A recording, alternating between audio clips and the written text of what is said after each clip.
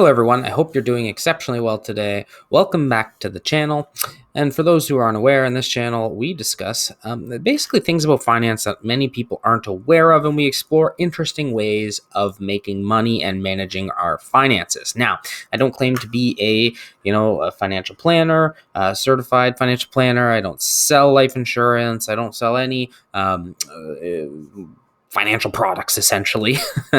I'm just a guy that really likes personal finance, that has dived deep into many different topics, such as the infinite banking concept, velocity banking. I invest in real estate. In today's video, we are going to be talking about how profits are made in investment real estate. Now, there are three primary ways of making money in investment properties. And the first is what most people think of when they think of a house going up in value. Now, before we do this, we do want to framework a little bit of info. Let's pretend that you have bought an investment property for $400,000. Typically, at least in Canada, and for an investment property, you typically need to put a 20% down payment. Now, that's not always true, but let's pretend it is. So the purchase price, the down payment, is now going to be roughly $80,000. Okay, we're going to pretend that you've got a mortgage on this property with an interest rate of 2%, which right now is actually quite high. But of course, mortgage rates fluctuate. This could be low, this could be high. It really depends. And so your mortgage payment on $320,000 would be, roughly speaking, $1,355 per month. Okay, so these are the framework that we're going to be working with throughout this entire process. So the first thing that most people think of is appreciation. So appreciation is the increase in value of the property.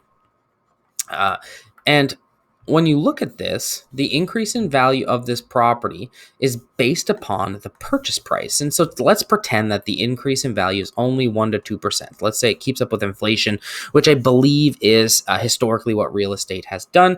You would expect an increase in value of $4,000 to $8,000, which is 1% to 2% of the $400,000 purchase price. Now, this is not a crystallized amount of money you have made. It's not like you can walk away with this money in your pocket. This is something you obtain when you either refinance eventually, or that you get when you sell the property. The next thing that many people are aware of is cash flow. Remember, we're talking about investment properties here, okay? And so when we actually look at it, we're looking at making money. Now, it would be too complicating to go in and discussing how to pick properties to make sure they cash flow. We're going to assume that you find a property that is cash flow positive. That's after taking into account property taxes, maintenance, all the expenses, insurances, you name it. Okay, let's pretend this property of $400,000 is only profitable by $200 per month. Now, a lot of people would say, okay, $200 per month isn't very much on a $400,000 purchase price. But remember, this is after all the expenses. So I'm pulling these out of my, I'm making these up as I go. Okay. On the 1355, the reality is that, your property taxes on that might be, say, $250 per month, at least in my local area. Your insurances, say $200 a month, just to be conservative. You need a property repair contingency. Let's just say it's 1% of the amount. So let's just say $350 per month, give or take. So after all of these are taken into account, you are left with, when you rent it, $200 per month. Now, this might be a duplex. This might just be a large single family home that you can rent out for a lot. It really depends. Who knows? I'm not really getting into that in this video. But the reality is $200 a month positive cash flow after taking into account all of the costs is $2,400 per year. Which is pretty good. So at this point in time, we have already earned between $6,000 and $10,000, give or take. Now, one big thing that a lot of people aren't aware of when they talk about real estate and how much money you actually make, and that is the essentially mortgage payments. I'll just put mortgage pay down. So what I mean by this is that every single year, your mortgage, this $320,000 that's left over here, is going to get paid down. And in this particular example, in just the first year, you are going to be paying down $9,977.78 of profit. of equity payments. So when you really think about all of this, let's just pretend you get 2%, then the $2,400 a year, then the $9,700.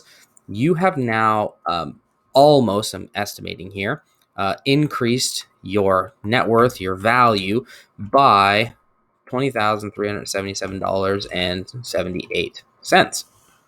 Now, the really cool part about this, and this isn't untrue of other investments either, but if you did sell, you would get your down payment back, no problem, right? But when you take 20,000 divided into the 80,000, you've almost made, you've made a little more than 25% return on investment. So, 25% or more on your investment. Now, the really, really cool part about this is every single year over time, on average, you would expect the appreciation to continue to compound. You'll get 1% to 2% every year. So if your house goes up 2%, then the year after that, you're actually going to be getting another $160 that year as an increase, because you're now earning an additional, basically your 1%, your 2% that you're earning is now going to be based off of $408,000 and not $400,000. Okay. And so this number will increase every year. And then your cash flow, well, historically rents have increased. Now, you don't have to plan for these ahead of time. A 25% return on investment is a killer return on investment. Everyone would be super happy about that. But just be aware of it. And then your mortgage pay down, well, every year as you pay down more interest and more of the principal, rather, you get charged less interest, which means you pay down more principal. Okay. And so in year 2, for example, you're actually going to be paying off an additional $200.56 of principal payments. And this is going to increase every single year as well. And ideally, again, as we spoke, so is your cash flow. So ultimately, 25% of your initial $80,000 investment only gets better and better and better and better over time.